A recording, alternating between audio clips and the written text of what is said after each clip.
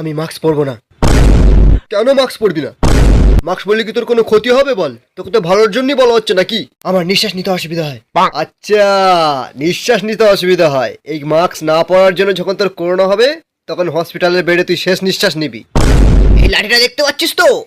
এতে করোনার ভ্যাকসিন লাগানো আছে। তো জায়গা মতন ভরে দিলে না সব করোনা ঠিক হয়ে যাবে। সরকার মুখে মাস্ক পরে বাড়ি থেকে বেরোতে বলেছিল, আর তোদের মুখে মাস্ক নেই কেন? মাস্ক 40 টাকা করে।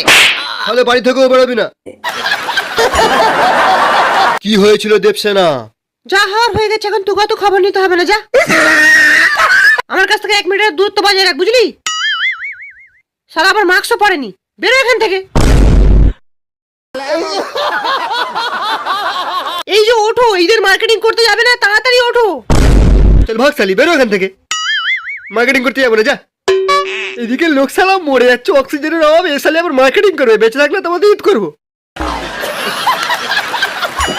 যখন তুই জানতে পারবি তোর আশেপাশে কেউ করোনা পজিটিভ আছে তখন ঠিক এরকম ভাবে পালাবি। দেখ ইয়ালি,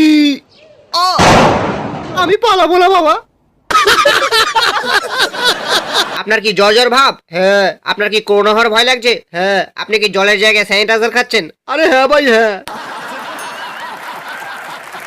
তাহলে এই না একটা কাজের জিনিস, হ্যাঁ? এটা রোজ সকালে ঘুম থেকে ওঠার আগে একটা করে খাবে। তাহলে এটা আমি খেলে আমার করোনা ভালো হয়ে যাবে তো? ওসব গ্যারান্টি নেই। কি বলছিস, গ্যারান্টি নেই? 10 তালা দামের জিনিস। আমি করোনা ভ্যাকসিন নিয়ে নেবো। কে আপনি? কাটা কেষ্টু, আমি করোনা পজিটিভ।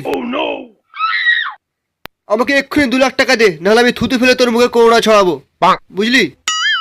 টাকা বার কর। Music?